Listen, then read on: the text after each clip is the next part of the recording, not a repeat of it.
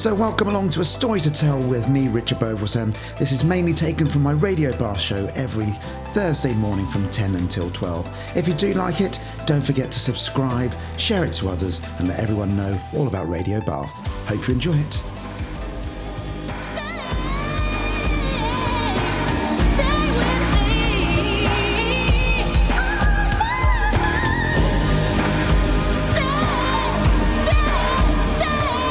Good morning, everybody. It's Richard Beauvoisin here, right until midday today. There's Shakespeare's sister, Anne Stay.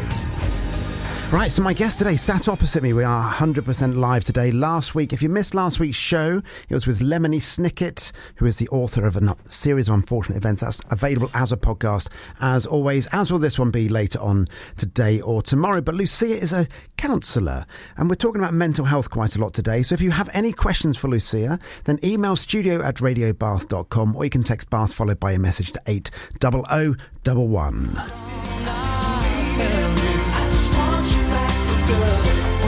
I want you back. You see, I want you back for good. Good morning, everybody. So, apparently, a lot of people think that's wash your back for good. Yeah, it's not. Oh, are you on? Oh, I can't hear you at all. Why can't I hear you, Lucia? No. Okay, go to the other microphone for me. Let's see if we can switch the other one on. Oh, there we go. Hello. Oh, there we go. Yeah, there we go. Let's try that microphone. Okay, so that microphone's not working. It wasn't working last week, actually. Oh. And I was told it was fixed, but obviously... Just can't get the staff.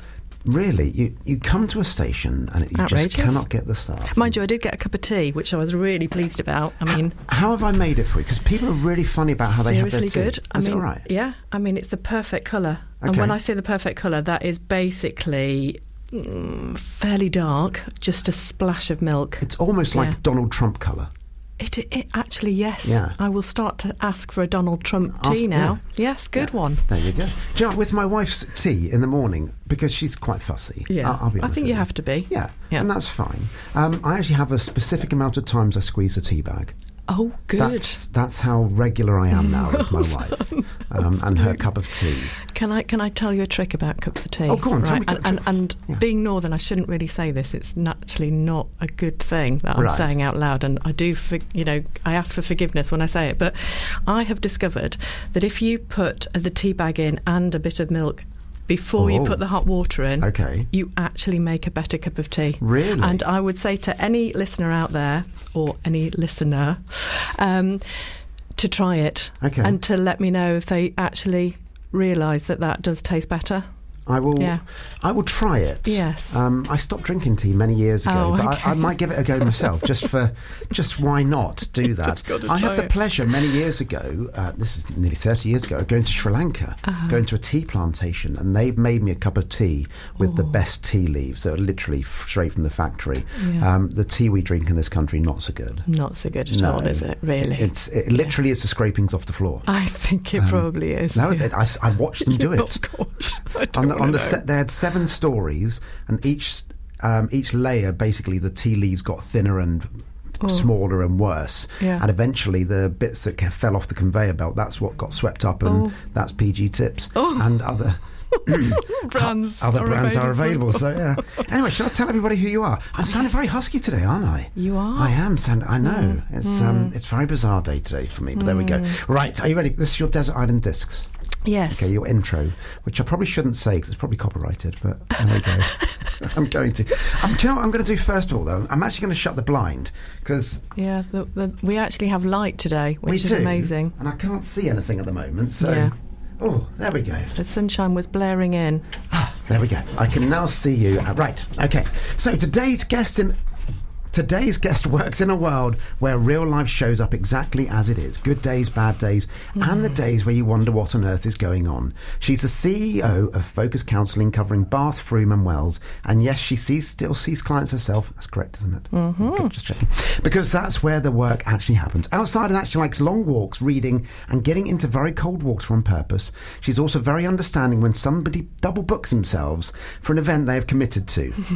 And that would be me. So welcome to A Story to Tell. Lucia Lucia Chadwick. Oh, good thank morning. you. Good morning. Really pleased to be here. Was that accurate enough? It was accurate enough. Good. It's almost like you knew me. I know. The weird thing is last week I wrote the same one for my guest last week, who was, I don't know if you know of Lemony Snicket. Yeah, absolutely do. He was great. And I did the same thing for him, and I said that he lent his accordion to Tom Waits. And at the end he went, no, I didn't. Oh. I was like, oh no, what a way to start.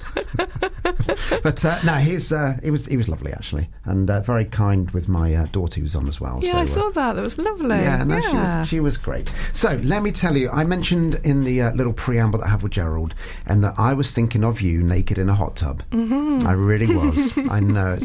Now the sad image is now everybody that comes around to my studio who sees my hot tub knows that I'm sometimes naked in it. But there we go. That's a different matter altogether. Oh dear. I know. And the reason being is, you've got an auction on Saturday, which I said I would be your auctioneer for. Mm-hmm. And then I was in the hot tub, and then all of a sudden I went, oh no. And I realised that I'd double booked myself for an event which I've got to do this weekend, which I committed to a year ago, so I can't get out of it. But we've managed to get Annette, thankfully. Annette has come to save the day, and she's going to do it. We've done lots of work in the background, so she hopefully will be okay. Richard, you've been brilliant. Honestly, you've really helped us, because we are absolute novices at doing an auction, and you've given your expertise, which has been brilliant. Really, absolute pleasure. Not a problem at all. So, first of all, tell everybody what is happening on Saturday night. Okay, so it's a really exciting evening, actually. We have got a phenomenal band, and even before that, we've got a DJ set going on as well, but it's all at Chapel Arts Centre, Saturday the 8th of November, and kicking off at 7 o'clock. And basically it's a dance boogie time to begin with, and then we're going to stop and we're going to do an auction, and we've got some absolutely amazing prizes. We have been so lucky to get so many very, very generous and kind people to give us some phenomenal things. I mean, we're talking a holiday with Mount Blanc as your backdrop, as one of the prizes. Another holiday down in Mulliam Cove, which is one of our wonderful counsellors, who not only does amazing counselling for us, but has also gifted us this week as well, which is really, really kind. And just so many other things. Beautiful print that this artist has done for us. Just incredible things. I've even got some Coldplay stuff. I know. I mean, how did that come about? So you've got some stuff signed by the band, haven't you? Yeah. I've got a little contact. Have you? I've got a little contact, darling. And I think Chris Martin and the band are very, very good at just doing things on the sly. They don't shout about it. They just like to give. Yeah. And so we are really, really honoured to get that as well. So that's really lovely. So it's going to be amazing. And there's a few tickets left, but actually we're almost sold out, which I'm really pleased about, because literally it is a win-win. Yep. You come and you have a great time, and you're literally giving to those people that need it most. You are giving a counselling session for somebody who really, really needs it. And if you do decide to go for the auction and put a bid in, again, that money goes directly to supporting somebody in need. Yeah. And literally you will have the most amazing gift or holiday or whatever it is, but you'll also have that wonderful feeling inside that actually that money is being used as you're enjoying yourself, as you're watching, as you're looking at your painting, you will know that people are being supported and helped. So. And this is at the Chapel Arts Centre in the centre of Bath, isn't it? It is, yeah. Yeah. And where can people get tickets from? Okay, so it's through Eventbrite. But it's also on our website. So the link is on our website. It's just focusbath.com. It's that easy to get to us, and you can just click the link and get to the tickets. But it's on Eventbrite as well. Eventbrite, brilliant. And how much are tickets? They are, with the Eventbrite little markup, £27.60, I think. And nothing really, is it? Nothing at all. No. Nothing at all. No. Absolutely. No, I think it looks like being a brilliant event, and yes, as and when you do them in the future, please, I'll come and join you this time. Thank you. Yes, I'm not going to be doing as many of these big weekends. I've due to injuries and all the variety of bits and pieces. So I much more prefer doing the auctioneering side of it, which is for me, doing the auctioneering is, again, it's an absolute win-win. Yeah. I love doing it. It's great fun to do, and I get to raise money for charity. So again, it's just, for me, a win-win situation as well. So nothing bad about it. Now, very quickly, we're going to find out about your story in the second section, but just very quickly, tell us about Focus Counselling then. Okay, so Focus Counselling started way back in 1999 by this phenomenal woman, Jan Robinson, who is the founder and was the CEO when I started. And basically the premise was that she wanted to create something where people, no matter what they can afford, could still have the same level of mental health support as people that can. So, yeah, it started off very small. It was just her and a few clients in the basement of St Michael's Church, or the Waitrose Church, as people like to call it in Bath. And it's just grown and grown and grown. Yeah. Okay, we have to correct you on something. It's Bath. Oh, I'm so sorry. It's not Bath. I'd like to, yeah. Well, we could have a whole different conversation about that, and don't ask me about scone or scone. Why not? Because I really will get quite aggressive. Okay, no. Yeah. You've just now set... We'll come back to Focus Counselling. Yes, it's very important, all that. But scone and scone, okay, Yeah. there is a proper way, I believe, that, like, the posh way of saying it, and it's always the opposite one that people think it is. Right, well, it should be scone. No matter what, it should be scone. Okay, Yeah. why is that, Lucia Chadwick of Focus Counselling? But Why should it be when scone? you say scone, it's just... that's just not right. You look really uncomfortable with I that. am really uncomfortable with that word. Have you seen a counsellor about this? I actually do need to. My poor friend from a very long time ago, we actually had a stand-up argument about it. Okay. And she has forgiven me since, but I don't know what it is, but I just can't quite cope with. Yeah. So do you then go down the line of it's a scone or a scone, and which way round, the jam and the... Oh, as well, absolutely, Yeah. of So which way course. round do you have it I'm then? afraid I go for the cream bottom and, Okay. the jam top. Right. Yeah. Okay. Yeah. Which is Yeah. a way of doing it. We're going to have a break for music. You've chosen God Only Knows by the Beach Boys. Why have you chosen this track? Oh, it takes me back. Any Beach Boys track takes me back to my dad and a phenomenal holiday we had in France. And yeah, I mean, the Beach Boys are just amazing, aren't they? And they're just literally, yeah. Whenever I'm feeling down, if I put this on, yeah, I just feel good. If you have any questions for Lucia, text Bath followed by a message to 80011, or you can email studio@radiobath.com. Back very shortly.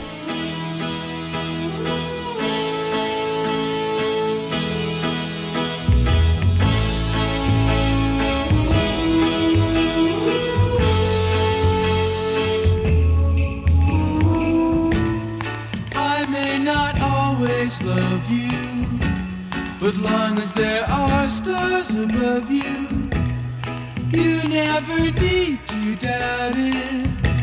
I'll make you so sure about it. God only knows what I'd be without you. If you should ever... Back for the second part now with Lucia Chadwick from Focus Counselling. It's Richard Beauvoisin here, right until midday today. Do you know what the weird thing is? When I hear my podcasts, and I do all the editing and all of that myself, I hear myself saying it's Richard Beauvoisin here until midday today so many times I need to stop saying it. But apparently in Radioland, people don't always tune in for the entire show. Can you believe that? They don't just sit there and listen to us rabbit on about nothing. Really? I know. I'm as offended as you are about that. Anyway, so you're here from Focus Counselling. You are the CEO, but I'd love to know how you got there. Oh, are you ready to go on a journey? I'm ready to go on a journey with you. Okay, it's quite it's a long journey. You've got about 10 minutes. But it's okay, all right. So bear with me, listener.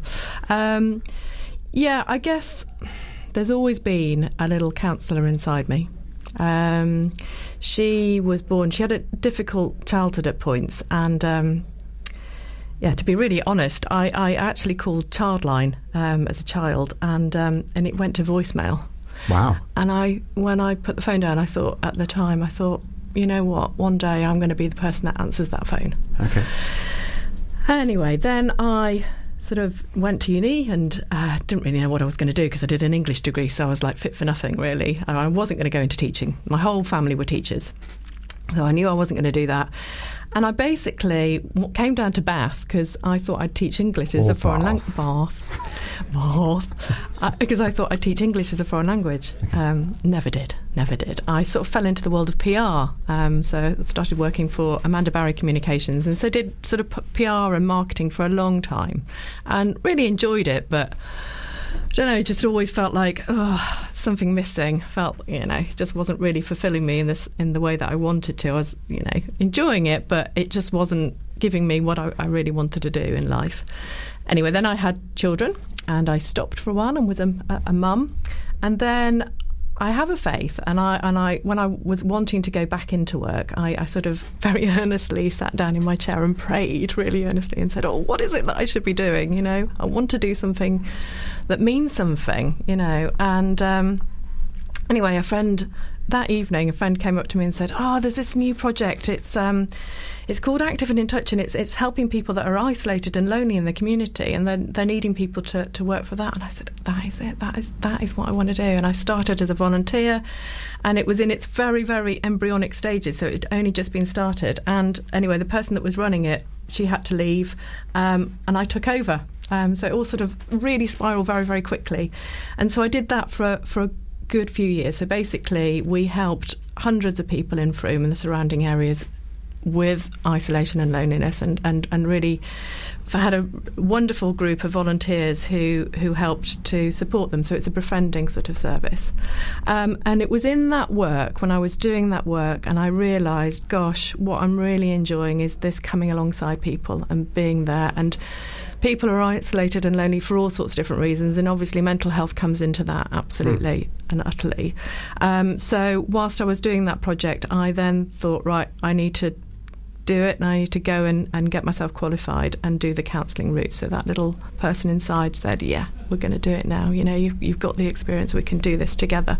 So went and did my counselling training, which is a long journey. I know a counsellor. It takes a long time. It takes a long time, takes a lot of money, takes a long time. So it is an absolute, it has to be a passion, because it is quite immense, and you pull yourself apart as well as everything else. Because that's the thing people don't realise. You still have to have your own sessions, don't you? What are they called? I'm sure you know the phrase much better than I do, where you go for your own counselling effectively. Supervision. So you got supervision, but you also go through your own counselling, journey itself as well. So it is very much a case of pulling yourself apart and putting yourself back together again, and making sure that you can deal with what is going to be coming to you in the counselling room. So, and getting rid of all those sort of shadow sides, or being aware of what's going on within you, what the rescuer in me, or whatever that is. So that all gets looked at, and you sort of go through it. Basically, what I wanted at that point, I had this vision of then bringing affordable counselling to Frome. That was really what I wanted, because Frome, I've now lived here for 30 odd years, and I'm really passionate about it. And so that was the idea. And at that point, I had to do a placement, and I went to Focus Bath because I'd read about them, and they do that affordable route. And I thought, gosh, that's where I would really like to go. Anyway, at my interview with Jan, the CEO, then I said to her, have you ever thought about having a practice in Frome? And she went, that's a really interesting concept. I said, well, I think I can make it happen, being sort of quite brazen. And we did. So, basically, it just all came together, and we've got this beautiful cottage in Frome, which we opened up, which is by St John's Church, and we had the place in Bath at the same time, and then that grew, and now we're in Wells as well, and it's just got bigger and bigger and bigger. And more recently, then I took over as CEO. So how did you get to become CEO then? I don't know, really. I mean... And is it one of those times... I remember the very first times. I've been running my dance business now for 26 years. And I remember the first time somebody turned around and called me boss. Yeah. And I was like... I literally looked over my shoulder going, who are you talking about? And then I was like, oh, that's me. Yeah. And it took me quite some time to get used to it. I'm quite used to it now. Yeah. And I can't imagine anything different, if I'm honest with you. But I just... found it very strange. So how did you get there then? Yeah, I mean, I think it was just a circumstances, really. But I am passionate about focus. I am absolutely, and if anybody talks to me, I will bore them senseless about it. So I think that is it. I think I'm just so passionate about what we're doing and wanting it to grow and us to be this, really important organisation in each of the communities that we're placed in. I somehow got the job. But I mean, like we say, Donald Trump is President of America. Worse, strange things happen.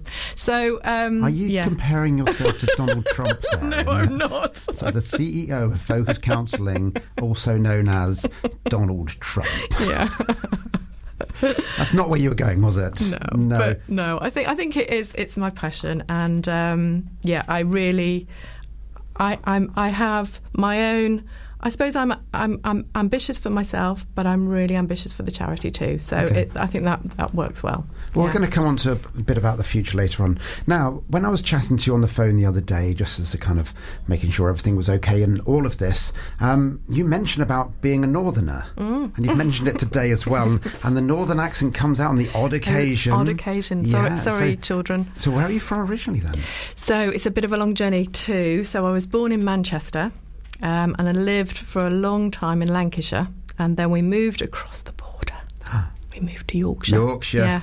All right. And I eventually got allowed in, right. That was okay. And then I actually moved down south for a bit. So that's where I became a bit posher.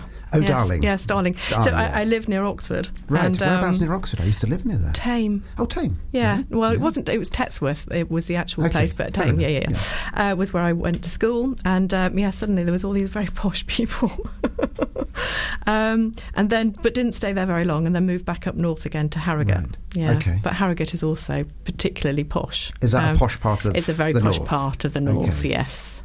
Yes. See, I'm originally from Portsmouth. And therefore, kind of everywhere north of Watford really is just it's very north. northern. In fact, I call this north. So Bath, as we call it here, is north, for me. But no, I've lived in this part of the world for a long, long time now. But I've never been further north. In fact, the Lake District is the furthest north I've ever been. Oh, you've got to go. You've got to go.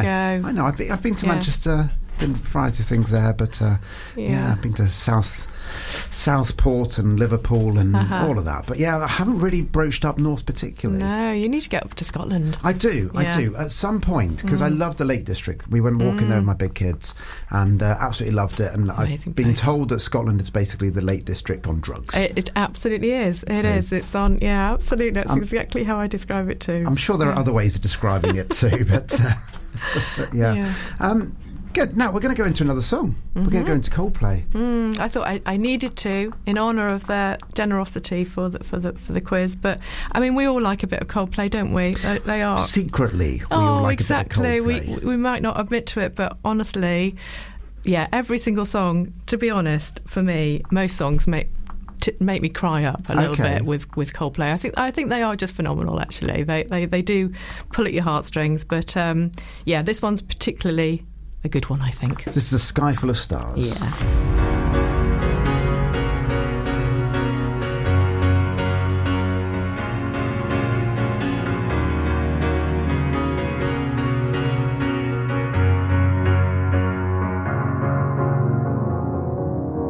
Cause you're a sky full of stars. I'm gonna give you my heart.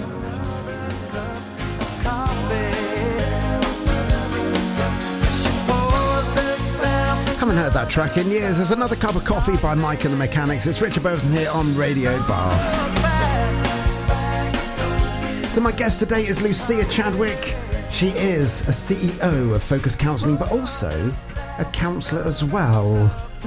How are we doing, Lucia? Yeah, I'm good. You're all good. Yeah. Lovely. The headphones seem like they're falling off your head. They are enormous headphones, aren't they? They are big. I think they are from 1974. Are they? Yeah. Nearly as old as me. The year of my birth as well. So No, they are the station's headphones. Yeah. And I went to BBC Radio Wiltshire recently, and I was live on air, and I was like, I'll take my own headphones in. They're quite good headphones. Yeah. And they, needless to say, give you your own headphones. Yeah. And they were tiny. They're like a pair of like pimples on your ears. And then I come back here and it's like 1974's headphones. But they're very good headphones. Yeah, no, I think they're great. They're very good headphones. They feel very comforting somehow, actually. Good. Yeah. Good. Anyway, we're not here to talk about headphones. No. We're not. We're here to talk about you as a CEO and a counsellor. And the question I have for you to start with is kind of, what does your normal day look like then? Because you still do sessions as well. But I know as a dance teacher myself, but I also run the business, balancing being a dance teacher and running the business sometimes is really challenging. Really, really challenging. It really is. But it uses both sides of me. So there is that PR person in there, but there's also that counsellor that always wanted to be. So I get to be both, which is wonderful, and that's why I get so energised by it, because it's literally marrying up all the bits of me that ever wanted to be, you know. So I get to be all like smiley and big, and you know, but I also get to be very quiet and just with somebody. And so yeah, it works well, but I guess it's just never ending, really. When you're running a charity, it's a phenomenal job. It really is, because it literally, you have to be heart and soul. You have to be, you know, this is my life, basically. Sorry, partner. Sorry, Steve. You know, it is so difficult to switch off from it, because well, it's partly because I'm so passionate about it, I guess. But, you know, the needs of the charity are quite immense, because you're constantly fundraising. You're constantly, you know, thinking, how can we help this person that's come in today, you know? So that's always going on. And also thinking, wow, look at this, what's going on in the world. How can we speak into that? What can we do to help with that? You know, there's so many people now that are coming to us, and it's not just the individuals themselves, it's the referral agencies, it's the doctors, it's, you know, it's all the support agencies out there, the social workers. They're all coming to us and saying, can you help? Because we're going and we're trying to find those services, but they're not out there, you know? Well, this is the thing. I was looking at, there's a report today about ADHD, about they've cut off a lot of the waiting lists now. And even if you do go onto the waiting lists for a referral, it's around about 8 years. Yeah, I mean, that's just ridiculous, isn't it? It doesn't make sense. No. Yeah. So therefore people are having to go private. Absolutely, but it's the same for crucial services like CAMS, Children's Mental Health Services. Children are having to wait a year to be seen. Now, that is a child, and if you think about a child developing, that's a service that does not fit. It's not fit for purpose. So, and also you're going to a doctor, and the doctor is saying, okay, we'll put you on the wait list for talking therapy, which is 6 weeks of CBT. And again, I'm being told, you know, I had a call from a lady yesterday, and she said, I've been put on the wait list for talking therapies. I've been told 60 weeks. Yeah. The trouble is that in that 60 weeks, somebody can go dramatically downhill. Of course they can. We're just talking with Charlotte off air about, you know, people suicide and that, and it's almost becoming quite normal these days, which is quite frightening. So who does Focus Counselling help then? So it's all, so it's children, so basically 4 and up, really, but children, young people, adults, couples, families. Okay.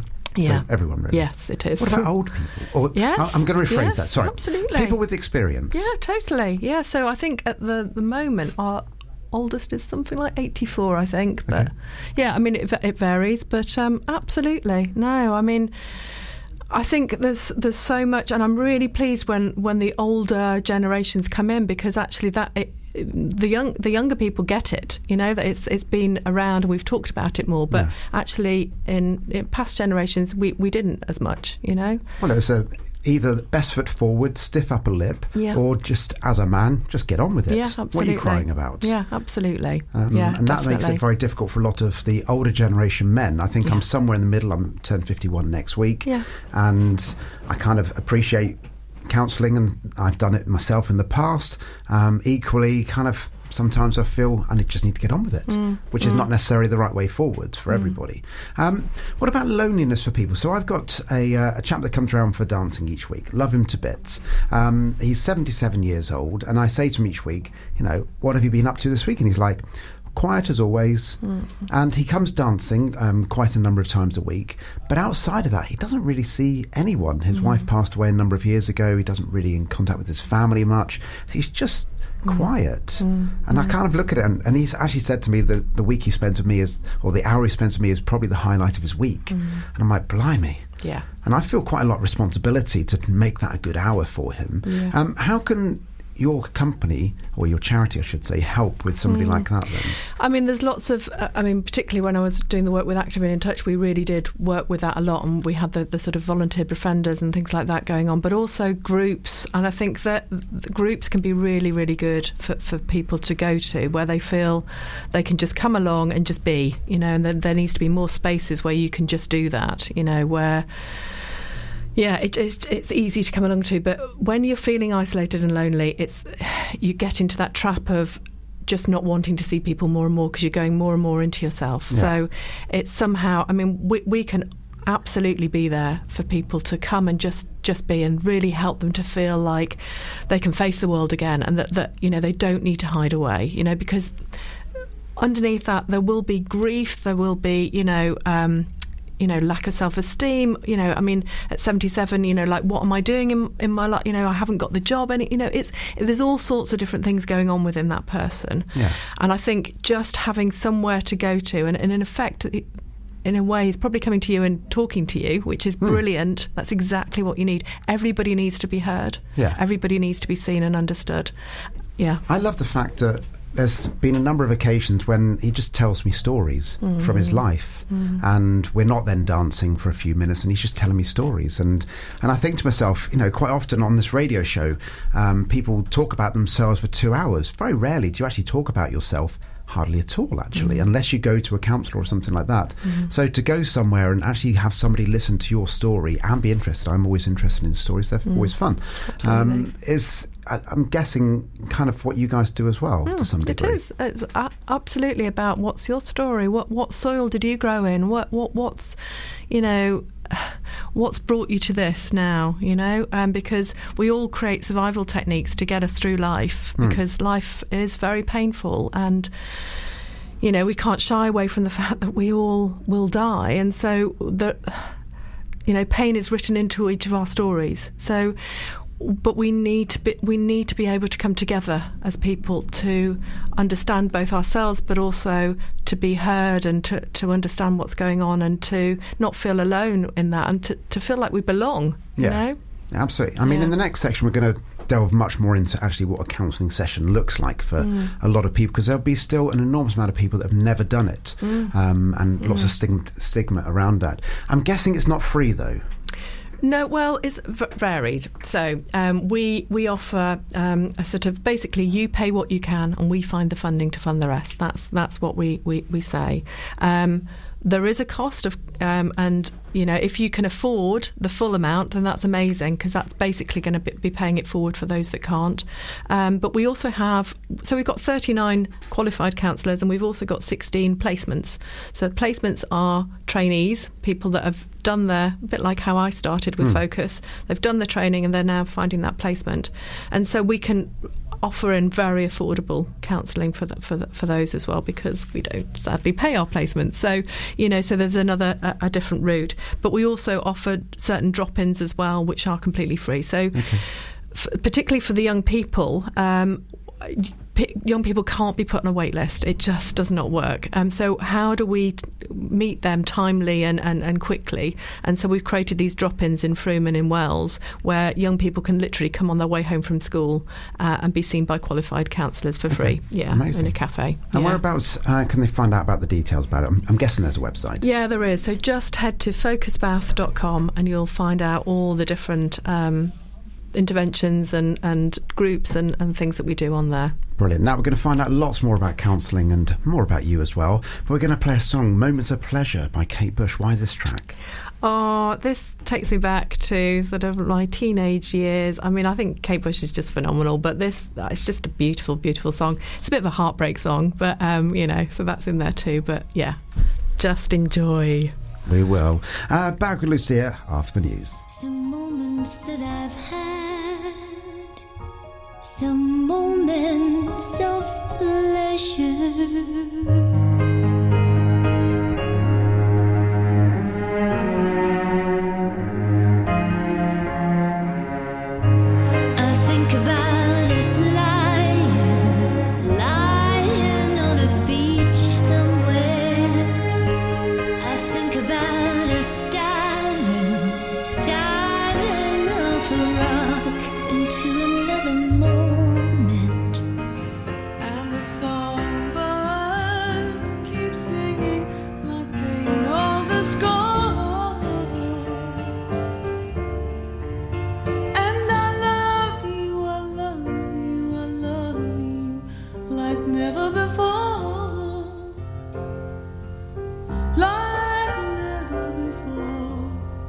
No, I'd never heard that version of it. I've always heard the Eva Cassidy version.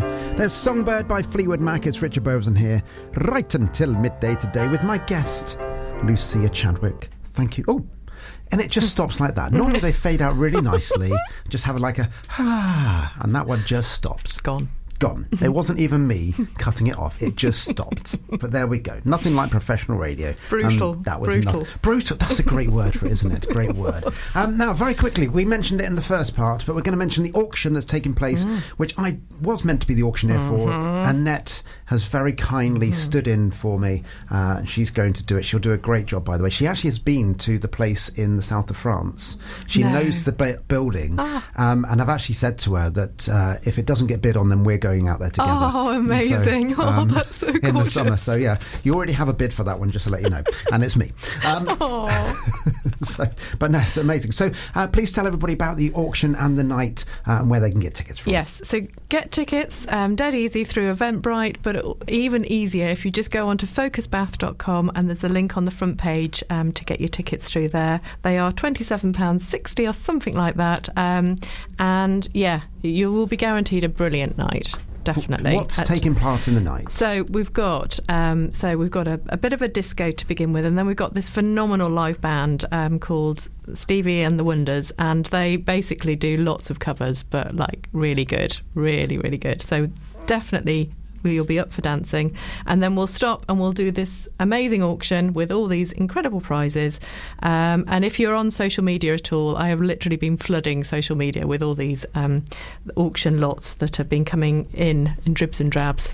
So yeah, from Coldplay to holidays in the south of France to beautiful prints and well Bath as well, which is a lovely sort of place that does like yoga and all sorts of different well-being classes. They've given us some stuff, and Fussell's Fine Foods amazingly have given us this amazing hamper of gorgeous stuff. It's been really hard to just look at and not want to nick from. So yeah, there's all sorts there. Now, if somebody can't make the night but they still wanted to bid and support the charity, could they do that? And how could they do that? Yes, absolutely. So if you want to make a bid, then try and find us on socials. So we are on Instagram as well as on Facebook, and it's basically you just need to email in to office@focusbath.com with your bid, and or you can just literally make a donation on the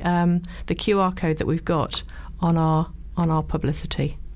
Lovely. I'm just having a look on your Facebook, and I'm going to try and share it, the auction prizes and everything brilliant. As well. So I'll do that very shortly. Thank you, Richard. When we're slightly not talking about it on air. Yeah. I can do many things at the same time. I noticed you've got a whole, keyboard, whole screen desk. and desk of lots of little switches and things going on whilst you're talking. It's amazing. It's a weird one, isn't it? Because you kind of have to think about what we're talking about, what we've just been speaking about, what we're going to talk about, and think about what's coming up next. Amazing brain. What's going on in there?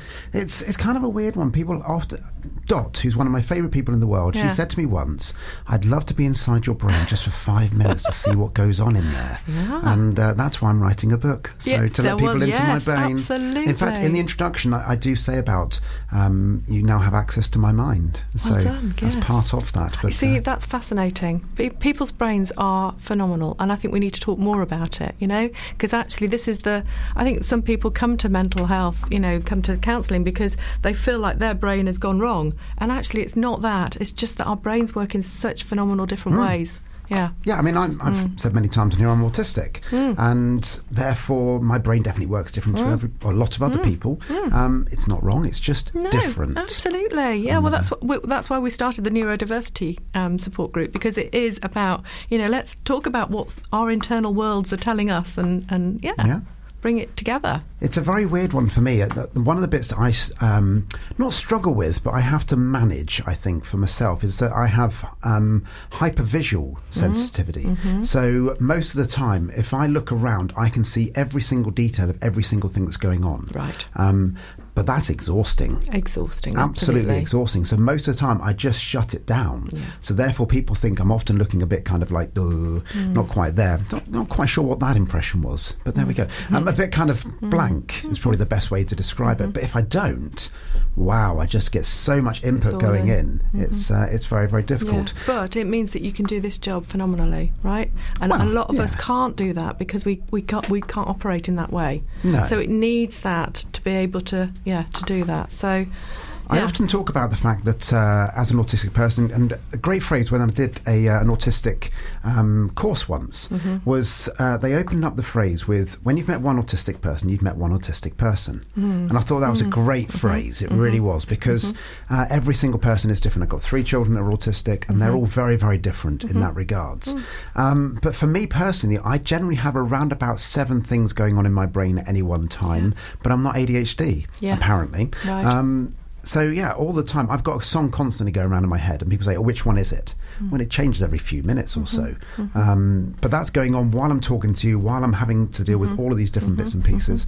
But my brain can somehow handle it. Yeah. Oh, there we go. Brilliant. That's how I am. Now, talking about counselling, though, lots of people only think about going to counselling if they're in dire straits. And by that time, I'm guessing for a lot of people, it's way too, not necessarily too late, but could have done with doing something crisis, a bit earlier. Yeah, what's your opinion about when should somebody go for counselling? Yeah, I mean, it's a really difficult one because it's very individual-led, and we'll always go with whatever that individual feels. But I think that the quicker you can speak to somebody, the better. And whether that is just like go to the doctors. If you're feeling like I'm really sliding into something, go to the doctors, see what they say. If you're not getting anywhere with that, don't stop there. Do try and reach out to somebody like Focus or other places. I mean, we've got some amazing charities and mental health provision within Bath as well. I mean, there's Mind, there's all sorts. If you're grieving, don't keep it all inside. Try and go and find somewhere, because honestly, when you find that right safe space where you can just let that internal angst, whatever is going on, out, we can make it smaller, we can help to mend it. And it needs to feel like you're safe and that you're heard, that you're understood, you're not being judged. This is a space where it's not talking to a friend. A friend will try and fix you. A friend it's will, the solution, isn't it? Yeah. And I had to say this recently to somebody I know very well, is I said, just go into empathy mode. Don't try and offer anything. Nothing at all. And they went, okay, and they did that, and it had quite an effect on them. Yeah, it does, because you need to be heard, not to be solutioned. Do you know what I mean? So but that's not to say that there aren't solutions for you. There are, but we've got to hear first what it really is that you're dealing with. Okay, so we stay there and then work through that. What's that about? Is that some trigger from like way back, or is there something else going on, so it's feeling your way through that, but that sense that you're coming somewhere where you're not burdening anybody either. So when you go to your friend, you'll often, people will say, I just don't want to burden anybody. Yeah. Well, you're not going to burden us. That's what we're here for. Yeah. That's your job. It's not a burden. It's, this is why we're here. And you're not a burden. We all need to be heard. We all need to be seen. We all need to be understood. And we can't do that alone. We are meant to be in villages, right? Okay. But that's how we grew as a species. We're supposed to belong, and this sense that we're becoming individuals, and that the world is all about being that individual within society. It's not right. It's about community. It's about bringing us all together and helping each other. It takes a village to raise a child, is what they say, isn't it? And I think that is so true. It really is, because we can't do it alone. And I'm a mum of 2 children, and I'm not the right person for my children sometimes because I'm too close. I love them dearly, but they need somebody else as well. And at times they will drive you insane. Of course. And I will drive them in, So it's that's what's going on, isn't it? Now, I have a personal question for you. I've been to a number of different been to a number of different therapists and psychotherapists and a variety of different things. And one of the things which I used to struggle with one of the therapists, who I really didn't like particularly, is that I'd walk into the room and, I'd go to her house and I'd go upstairs and she wouldn't say anything to me. And then we'd sit down and she would just sit there and go and just look at me. And I'm like, shall I start talking then? Yeah. And I found that incredibly uncomfortable. Yeah. How do you start your sessions? So that's the sort of psychodynamic approach. That's not how we work. So we're person-centred at the core. So no, it's very much about the relationship is the healing. Right, so it's about making sure that you feel really safe, and you can trust me that that this is a safe, calming space to come into first of all, and then it's about that relationship that we so you can literally bring everything and anything. You don't need to hide, because I'm not going to judge you. I'm not going to but we're going to listen to what's going on there, because if you can't be honest with me, then you're keeping it all inside still, aren't you? So it's a process, but I would hope that it can be such a powerful thing. And so through my counselling journey, I had to do different forms of counselling too, and I had that same experience as you did, and I actually felt like at the end of it I felt like I was wrong, that there was something wrong with me, the way that because they didn't speak back. I felt like, are they just like looking at me and going, oh gosh, she really is broken. There's no hope for this girl, and that's not what we would ever want, because that's not true. No. That is really not true. Absolutely. It's time for a bit more music. You've chosen As It Was by Harry Styles. Why this one? So my daughter and I, she very kindly bought me tickets to see Harry Styles in oh, very nice. Cardiff. It was have you phenomenal. Been? Yeah, we went to see him live in Cardiff, and everybody was dressed. I mean, it was just amazing, really. There's just like lots of middle-aged women, basically, and girls.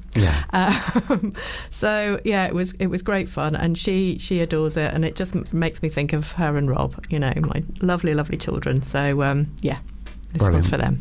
If you do have any questions for Lucia, then email studio@radiobath.com, or you can text Bath followed by a message to 80011. Back very, very shortly.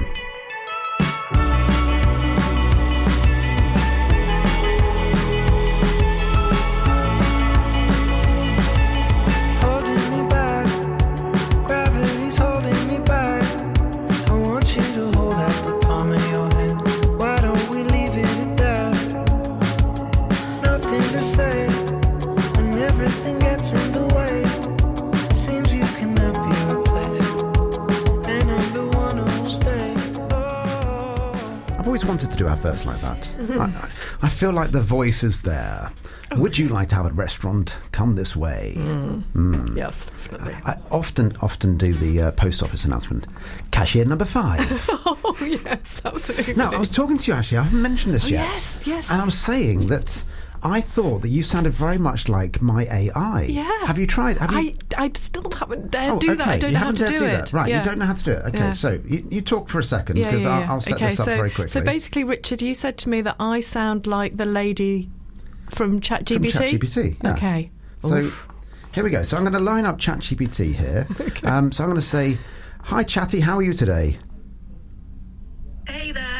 I'm doing really well, thanks for asking. Always nice to have a friendly hello from you, Richard. How are you doing today? There you go. Yeah, no, she's lovely. She sounds gorgeous, actually. She does sound lovely, yeah. But yeah. ChatGPT's got a long way to go yet. Because at the moment you just get a little blue sky thing, and I want it to be an avatar or somebody to actually real to speak to. Yeah. How is AI affecting you guys? Is it going to affect? That's a good question, actually. It is a really good question, because it is, and it can, and people are already turning to ChatGPT and other AI sources out there to basically ask those questions, like, I'm feeling this, what's your... And I'm guessing that is a tool, and it can give you some good tips and tools and that sort of thing, but it's not talking to a person, is it? It's not... Yeah. Well, we go back to the test about whether you can tell if it's a human or not, and it's already way past that. So it could be the scenario that it could be literally you on the screen, like you were on Zoom, and I'd be talking to you, and you wouldn't be able to tell that it's not a real human being. What I do like about ChatGPT particularly is that it's very lovely messages that it sends back to you. So it'll say something like, that was really well written, but I'm just going to polish it slightly for you. And actually, that's a really positive thing. I mean, seriously, because that actually is about giving you the confidence that, okay, that wasn't complete crap. It wasn't sort of like, oh. Yeah. So there's something, the way that it's been set up has been quite mindful, I think, about, that, which is good. I did have an argument with it the other day.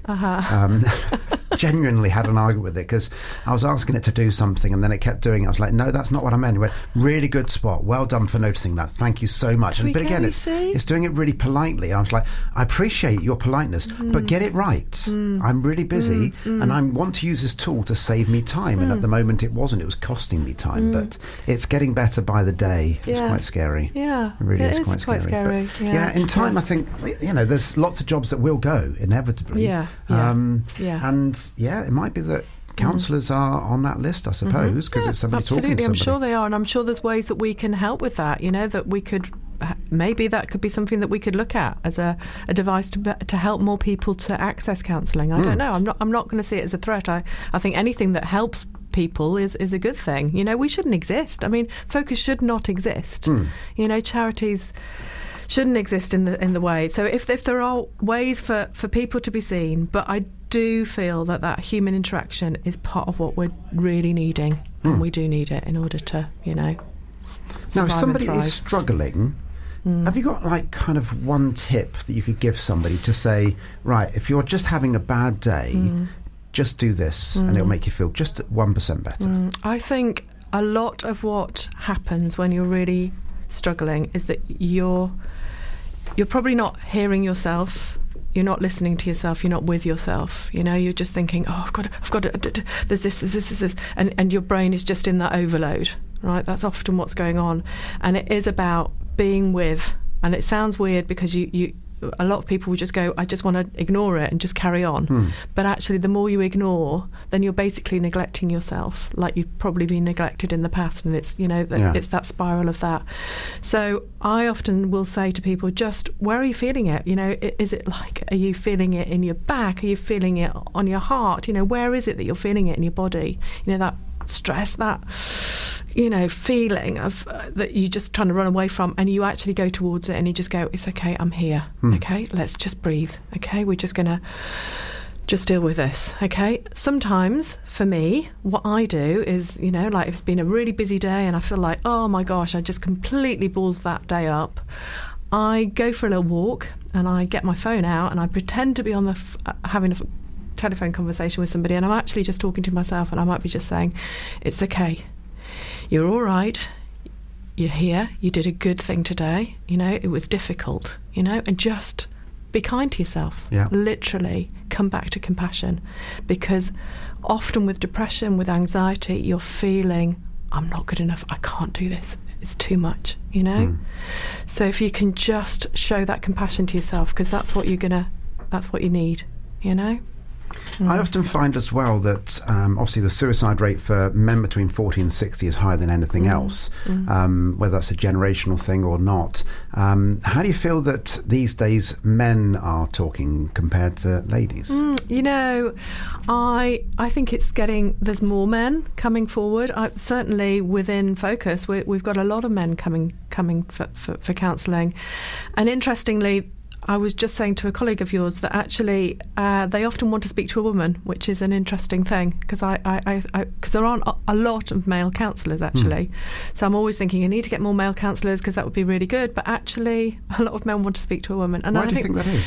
I think that might be to do with the fact that, and it's come up in supervision because I'm a supervisor as well, and some of the male counsellors that I have, they say that the masculinity can come into the room. So it's almost like they go, okay, right, I need to be a bit more, like man up here. Exactly. And when I'm talking to a woman, I don't need to do that. I don't need to do that. And that really saddens me because, that's not what it's about, and you don't need to. And it's just about being human. But yeah, I think there's a long way to go in all that, and I'm wondering about we creating more men's groups, or I don't know what the answer is at the moment. But yeah, I am encouraged to see much more, many more men coming to us now. Yeah, definitely. No, that is good. It is good. Now, just outside of this, one of the questions which I always am intrigued by, because I do my one-to-one sessions in dance, and sometimes what people talk to me about kind of sits with me a little bit, but I'm dealing on a superficial level realistically. But I'm guessing for yourself, sometimes it's quite serious. How do you kind of deal with taking that home and then living with it when you're outside of the office?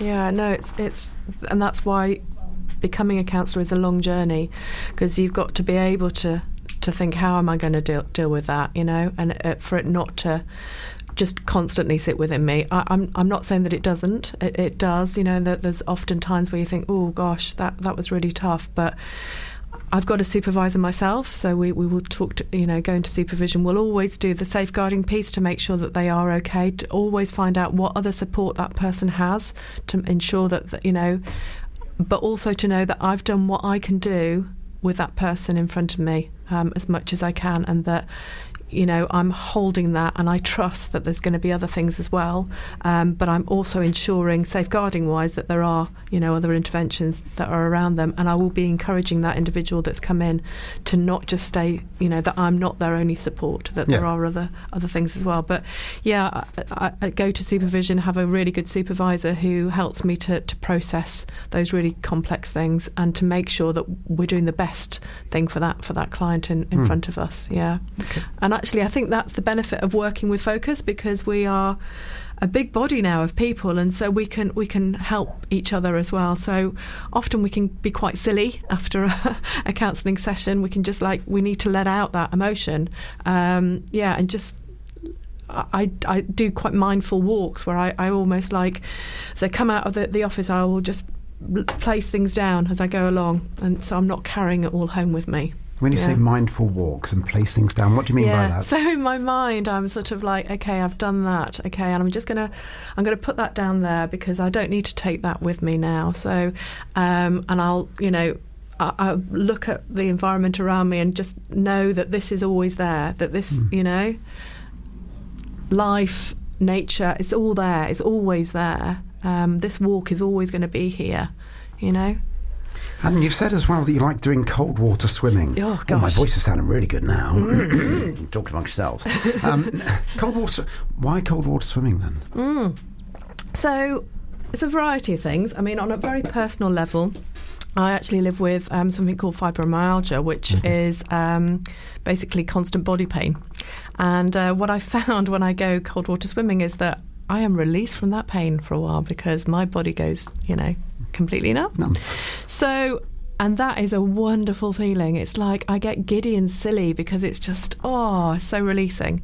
And it does fill you with endorphins, and it also shows you, wow, I can do this. I can get into really cold water and I'm still alive and I'm thriving and I'm enjoying it. It is, I can't honestly say enough how wonderful it is. I really, really love it. And basically, I grew up with it. I mean, my dad, he would swim in a puddle. So it's been there from childhood. Puddle up north. Puddle up north. He would have absolutely swum anywhere. So it's always been there, but it's just been, really, really good. Yeah, doing more of it. And it's suddenly become such a thing, you know? I know. It's now called wild swimming, and it was just swimming in my day, but now it's wild swimming. So, Wild swimming. Yeah, like that. Now, last bit before we go into another break for music, Richard, regular listener, has messaged in and he said, is there an opposite to autism? Because I struggle to deal with one thing going on in my brain these days. So I've got 7 things going on. He's struggling with one. Yeah, now, you've chosen Peter Gabriel, Don't Give Up. Yeah. Also with Kate Bush again. Why this track? I think the song says it all. It's just one of those beautiful songs, and please never ever give up. No, it's an incredible song. We're going to play all of it because it's that good a song. Back with Lucia right after this.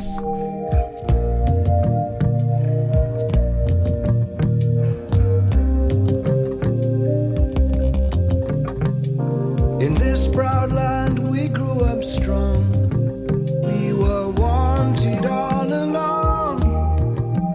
I was taught to fight, taught to win. I never thought I could fail. No fight left, or so it seems. I am a man whose dreams have all deserted. I've changed my face, I've changed my name, but no one wants you when you... Time for the last section now. It's Richard Beauvoisin here. Charlotte's up at midday as usual. I have Lucia Chadwick, she from the Focus Counselling. You are the CEO and still a counsellor as well. You also have an auction coming up on Saturday for anybody that still wants to get tickets.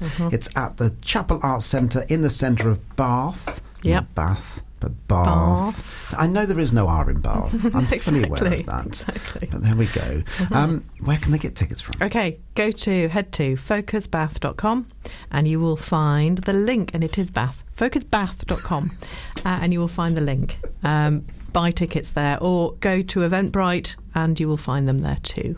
And I will also share via social media all the auction lots as well. And if anybody wanted to auction or bid for one of the auctions, then you can do it outside of the night as well, can't you? How could they do that? So you can send an email directly to office@focusbath.com. Oh, darling. I know, I finally got there. It's very hard for me because I have to sort of contort myself to say Bath. You've only lived for 30 years. It's fine. I know, exactly. So, yes, you can send an email to office@focusbath.com and you can put your bid in there, and have a look on socials, and there is a lovely sort of visual that our volunteers, amazing people at Focus have created for us, so that's really lovely. And also, if you really are, wanting to just support us, please just give us a donation, because literally that money will go directly to supporting somebody who's just literally walked through the door and is wanting some support. And you help everybody, don't you? Not just the young, but the mature as well. So it's children, adults, families, couples, the whole lot, So, and it's really needed out there at the moment. Yeah. I still quote, I've actually quoted this in my book, which I managed to shoehorn into every conversation if I possibly can. The book's called Who Are You to Give Me Advice? Because I've been giving advice for over 25 years. Yes. So I thought I'd write a book about it, because there's so many books out there that... there's one I'm listening to at the moment, which I got the concept of in the first 5 minutes of the audiobook. Yeah. And it's an 11-hour book. And I'm like, just shut up. Yeah. Just tell me that concept, get it, move on. And that's kind of what my book does to some degree. But there's a bit in the book which I do quote, which is where I do go to a counsellor with wife number 2. I'm on my forever wife now. I've been told to call her forever wife, not wife number 3, because that indicates there's a wife number 4. I walked in, and my wife said at the time, she said, he's doing everything wrong. And the counsellor at the time came up with a fantastic answer, and they just sat there really quietly for a second. They went, he's not doing everything wrong, he's doing it differently. And I still, to this day, love that quote. And that, for me, even though that is probably 20 plus years ago now, that still sits with me now. So that's how counselling has helped me, in that one tiny phrase. All the other hours and stuff, they're great, but that one phrase has stuck with me. So yeah, and I'm sure you've had that similar impact with people. I really want to hear more about your book, actually. I think anything that demystifies and actually helps people to just, to know what it's about, and that personal journey, I think, is really, really important. Powerful being a man writing it as well. I think that's really it says a lot.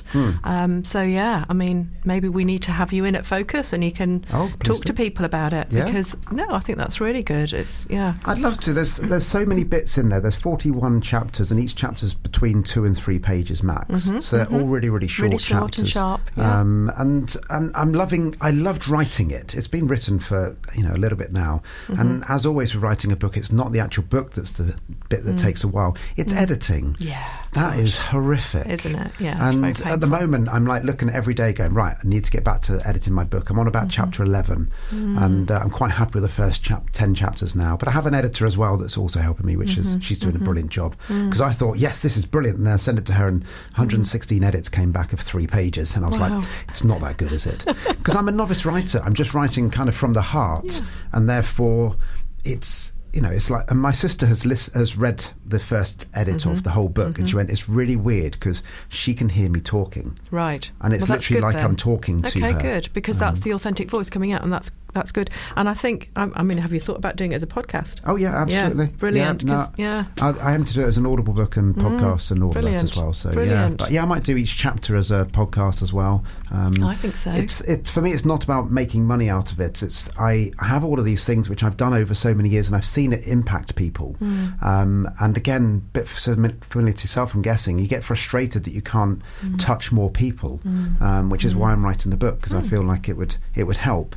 I'm not a qualified doctor in any way, shape or form, but I have done one-to-one sessions effectively for 25 years. And that's a lot of experience. What you're doing in your role when you're, as the dance tutor, is you're helping that person to just be, aren't you? It can be very vulnerable doing dance as well. So, you'll be building those relationships again. And like I said, the relationship is the healing. Yeah. So you're having those quite, I would have thought, quite intimate almost, meetings. So great. And just being honest and being open and saying, this is what I went through. Does this help you? And, get those conversations going. That's what we need more of, definitely. Yeah. One of my favourite things, we're going on to your quick fire round very, very shortly, is when one of the ladies that came round, her words is that, or my words to her is that I see her kind of like a pussycat at the moment. I want to see the tiger come out of the cage. This was regarding her in dancing. And she then had permission to do it. I've never seen somebody transform in front of my eyes in an instant, just like that. And all of a sudden her dancing was just incredible. And she's still an incredible person and dancer these days as well. So it's amazing to see. Right, enough of me. Quick fire round. You've procrastinated long enough. You've done very, very well. So 11 random questions. Let's go for it. What is your favourite ice cream? So it's actually harder than I thought, but actually my favourite ice cream, it has to just be vanilla, but with a 99, because you know why? It's really good, isn't it? Just a proper, but like proper, not those silly 99, squirty. Not Mr. Whippy. No, not Mr. Whippy. No. Proper, solid ice cream, but don't mess with it.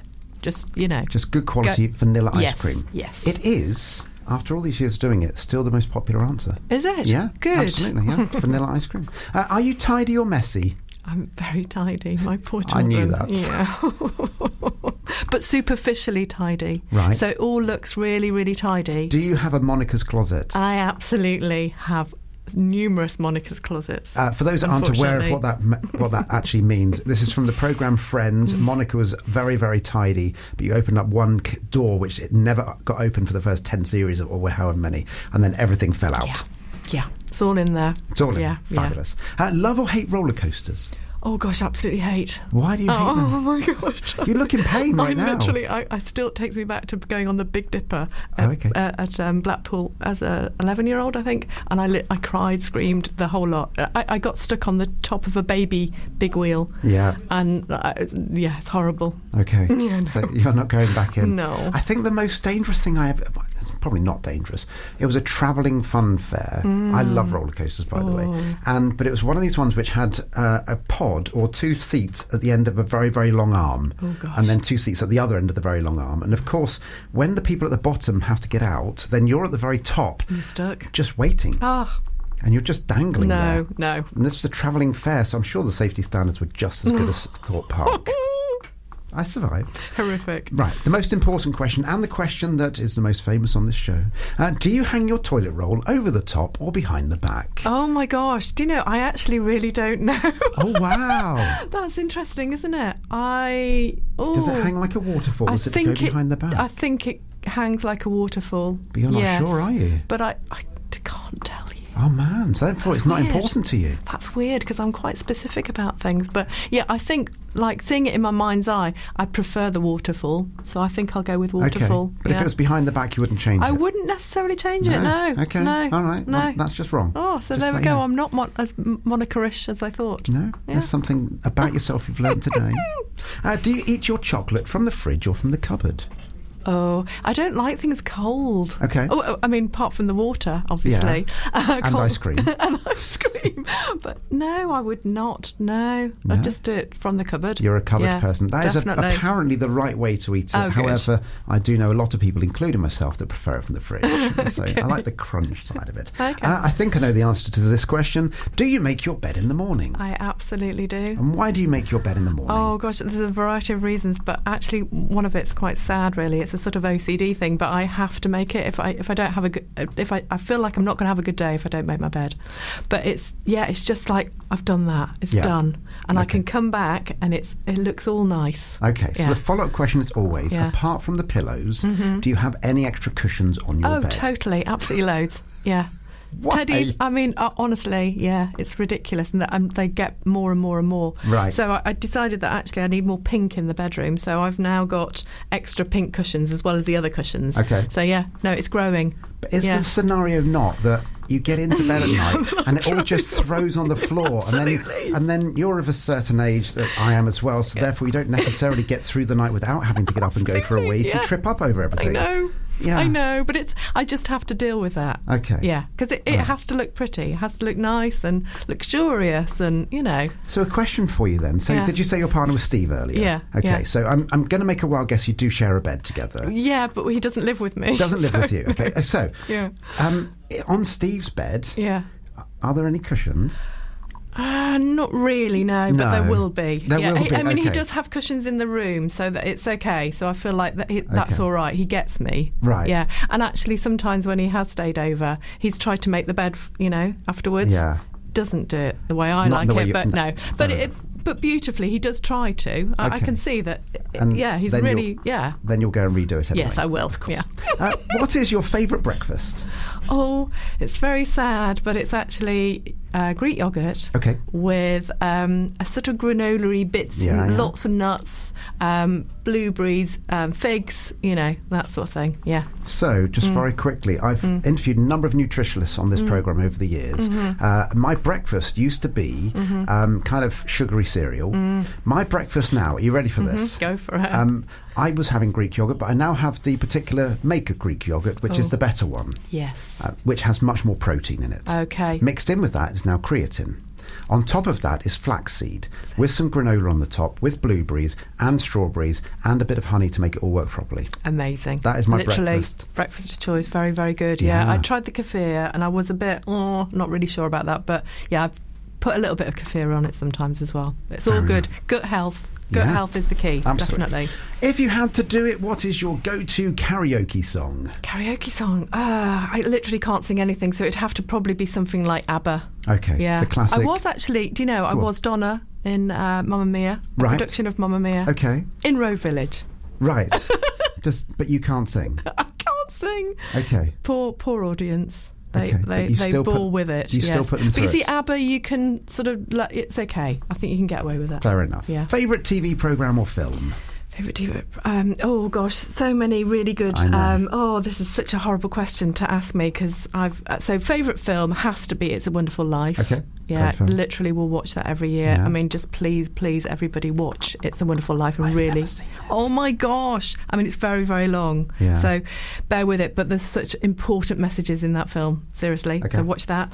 And I've just finished watching. I've been watching some great things on TV. I've just watched Riot Women, which was actually quite fun. Okay. Yeah, it's quite good. But Fair yeah. enough. 2 questions to go. We've Oh, got The about a Bear. minute. The Bear. The Bear. Watch The Bear. I haven't Yeah, seen that. Yeah, I'll have a Netflix. watch. Yeah. If you came back in your next life as an animal, which one would you be and why? Oh gosh, what would I be? Oh my gosh. Oh, I don't know. I think everybody always says a cat. They do always say a cat. I know. I nearly I- said without saying a But cat. actually, no. I'm going to go with dolphin. Dolphin, Yeah, very nice. yeah. I'd really like to be. Yeah, definitely. Yes. Yeah. That's my dolphin impression. Yeah, by that the was way. very good. Thank you. That's I've very been good. practicing And it I'll for do years. that. Yeah. And your last question, Lucia Chadwick Yeah. from Focus Counselling. Where is your happy place? My happy place, definitely cold water swimming. I knew you were gonna say It's got to that. be. It's got to be in the sea. If you can, a sauna and then the sea. Okay. Absolutely amazing. But yeah. Beautiful. Thank you so much for coming in today. I hope you've enjoyed it. Oh, I've loved it, Richard. Remind everybody, if somebody does want to come for counselling, what's the email address and how they could do it? Okay, so best is just literally go through the website focusbath.com and press the book now. But you can also send an email to office@focusbath.com. Lovely. And if you wanted to bid on the auctioning, then that would be also the same place to do Absolutely. it. I'm back next week. It's gardening time again next week. Laura's back in for our autumn/winter gardening. Can't wait for that. It's always a blast. Have a great week, and I'll see you again soon. Thank you, Lucia. Thank you. Thank you very Bye. much. We were good, we were gold, kind of dream that can't be sold. We were right till we weren't, built a home and watched it burn.